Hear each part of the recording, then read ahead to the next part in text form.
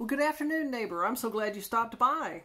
Today, I'm going to be talking about fertilizers. Basically, natural fertilizers. I want to welcome all my subscribers that have returned. I want to welcome my new subscribers that are just watching the videos. In today's video, again, I'm going to be talking about natural fertilizers. As you see in this video, we have the shopping cart. And the reason is this fertilizer was purchased in a local hardware store. It was purchased about 2 years ago, well, 3 years ago now, and it's a concentrate. It's fish fertilizer, and it's 511 if you need to know the numbers. This fertilizer is what I use in my entire garden. I take this and the recommended dilution, I double the water, and so it goes further, but I still use it per the directions on the bottle, on when to water, how to water. Another fertilizer is Seaweed and Kelp. It can be found ground or in small thin sheets that you can add to your garden. Some people use natural organic Epsom salts.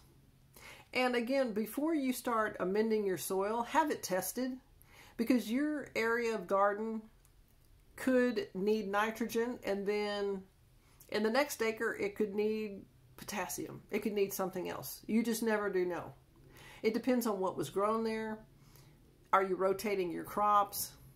And also, naturally, what the soil has in it. Another thing that I found was ground mustard seed. This was on a list of natural fertilizers. I've mentioned in my videos before eggshells, washed eggshells. Now, again, with the eggshells, you need to thoroughly wash them, I would say more than once, to make sure everything is off of them.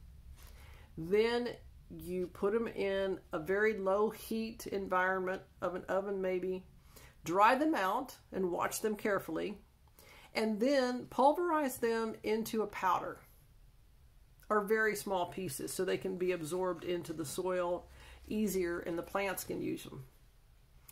Now you can put these in your compost pile. Banana peels. I remember a friend of mine used to take all of the kitchen waste they had, except for, oils and meats, and put it in a blender, pulverize it with water, and then just go and pour it in their garden and till it under. It absorbs in the soil easier and is quicker, and it doesn't fill up the landfill. Used coffee grounds. If you're a coffee drinker or you know someone that's a coffee drinker, give them a bucket and say, could you please just put your coffee grounds in here and I'll pick them up once a week if you wouldn't mind, or you just put them out front and tell me they're there and I'll come and pick them up.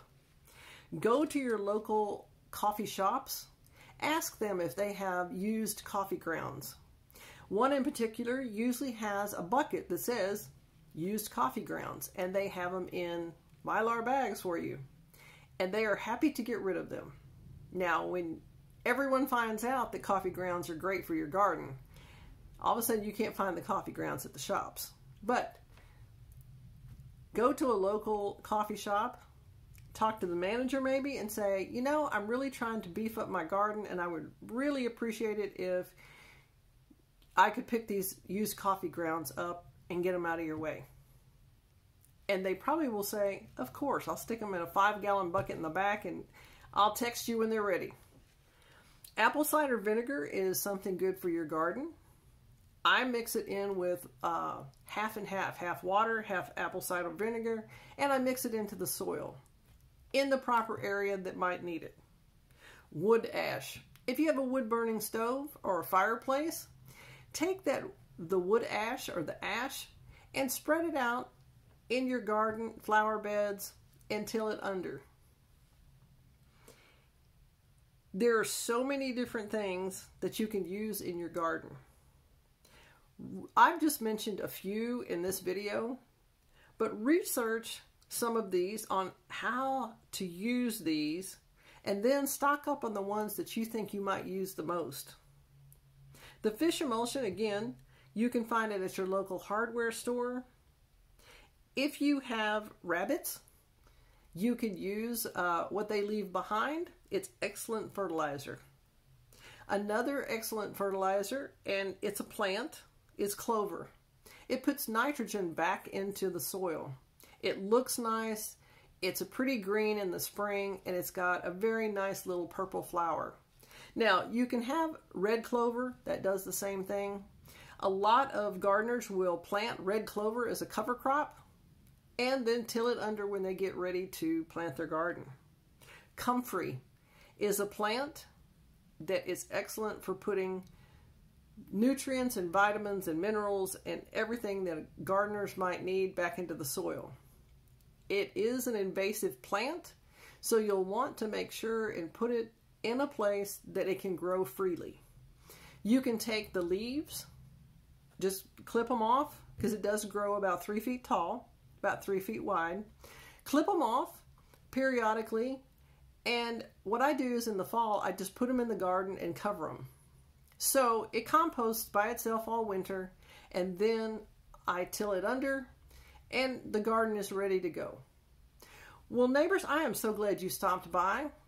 If you enjoyed this video, give me a thumbs up, and make sure you subscribe to the channel and make that bell light up so you don't miss any of the upcoming videos. In the comments below, please let me know what fertilizer you use, if you use any, if you've tried this fish fertilizer, if you use cow poop, horse poop, rabbit poop. What do you use in your garden to prepare for the spring planting? Well, I wish everyone great gardening.